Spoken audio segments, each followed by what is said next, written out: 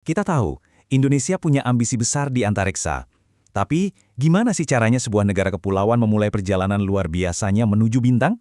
Yuk, kita bongkar bareng-bareng ambisi Dirgantara Indonesia, langkah demi langkah, dari darat sampai ke orbit. Semuanya berawal dari sini. Sebuah pernyataan yang kuat banget dari Badan Riset dan Inovasi Nasional, atau BRIN. Ini bukan cuma kutipan loh, ini adalah penegasan kalau masa depan kita sebagai bangsa sangat bergantung pada penguasaan teknologi satelit. Ini jadi kompas dari semua yang akan kita bahas. Nah, buat negara kepulauan kayak Indonesia, ini bukan lagi soal penasaran ilmiah doang, ini udah jadi keharusan strategis. Jadi gimana dong jawab tantangannya? Oke, kita mulai perjalanannya dari yang paling dasar, dari pijakan kita di bumi. Bagian pertama, kita membumi dulu. Karena ya gitu kan, sebelum kita bisa terbang tinggi dan meraih bintang, fondasinya harus super kokoh dulu di darat. Fondasi ini dibangun lewat kolaborasi. Ini kuncinya. Jadi BRIN nggak kerja sendirian. Mereka mentransfer hasil riset canggih langsung ke industri-industri strategis nasional. Contohnya, teknologi roket diserahkan ke PT Pindad, lalu desain pesawat terbang ke PT Dirgantara Indonesia. Inilah jembatan vital antara laboratorium riset dan industri nyata. Dan inilah hasilnya yang konkret. Coba lihat prosesnya. Dari transfer teknologi, riset dan pengembangan mendalam, sampai berhasil mengamankan 7 paten. Ini bukan paten biasa ya, ini mencakup inovasi di bahan bakar sampai sistem kendali roket. Dan puncaknya, lisensi diberikan ke industri. Artinya, ini bukan lagi sekedar prototipe di lab, tapi sudah jadi aset pertahanan real. Lompatan teknologinya jelas banget. Inovasi itu juga berarti persiapan yang super matang. Sebelum sebuah teknologi canggih diterbangkan, semuanya harus diuji habis-habisan di darat. Contohnya, Ground-Based Synthetic Aperture Radar ini. Gampangnya gini, anggap aja ini mata super yang bisa melihat menembus awan tebal, bahkan di malam hari. Nah, pengujian di darat ini penting banget buat memastikan mata ini berfungsi sempurna, sebelum nanti dipasang di pesawat atau satelit.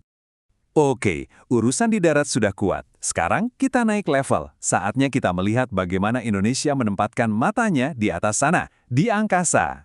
Coba deh, perhatiin angka ini. 18 tahun. Angka ini bukan sekedar angka, tapi simbol ketahanan yang luar biasa di lingkungan luar angkasa yang kita tahu sangat ekstrim. Yap, 18 tahun tadi adalah usia dari satelit 8A1. Bayangin, ini adalah salah satu satelit orbit rendah tertua di dunia yang masih aktif. Hebat banget kan? Ini jadi bukti nyata ketangguhan teknologi awal buatan Indonesia yang sampai hari ini masih setia bekerja mengirimkan data-data berharga. Dari 8A1, teknologinya terus berkembang pesat. Sekarang, satelit kita punya tugas yang super krusial, jadi penjaga kedaulatan di lautan kita yang sangat luas. Lewat Automatic Identification System atau AIS, setiap pergerakan kapal bisa dipantau langsung dari angkasa. Ini penting banget buat menjaga keamanan maritim kita dari berbagai ancaman ilegal.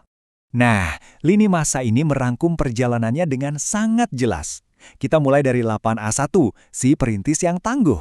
Lalu maju ke era sekarang dengan satelit pengawas maritim. Dan lihat lompatan besar di tahun 2024, ada Nusantara 5 dan NEO-1. Ini adalah cerita evolusi yang nggak pernah berhenti, di mana setiap langkah baru selalu dibangun di atas kesuksesan sebelumnya. Terus, buat apa sih satelit-satelit generasi baru ini? Misinya luas dan dampaknya langsung ke kita. Nusantara 5 bakal jadi tulang punggung transformasi digital, membawa internet cepat sampai ke pulau-pulau terpencil. Sementara itu, NEO-1 bakal jadi mata tajam kita di angkasa. Tugasnya mengamati bumi untuk mitigasi bencana, mengawasi laut, dan bahkan sampai mengukur medan magnet planet kita. Ini benar-benar kemajuan yang dampaknya nyata. Menguasai orbit itu sudah pencapaian luar biasa. Tapi ambisi Indonesia nggak berhenti di situ. Sekarang, pandangan kita diarahkan jauh lebih jauh lagi, menembus angkasa menuju bintang-bintang. Dan inilah dia, Observatorium Nasional Timau. Ini adalah gerbang baru Indonesia untuk mengamati kedalaman alam semesta. Sebuah fasilitas kelas dunia yang membuka era baru dalam riset astronomi. Bukan cuma buat bangsa kita, tapi juga untuk seluruh kawasan. Dan yang keren, visi ini nggak disimpan sendiri.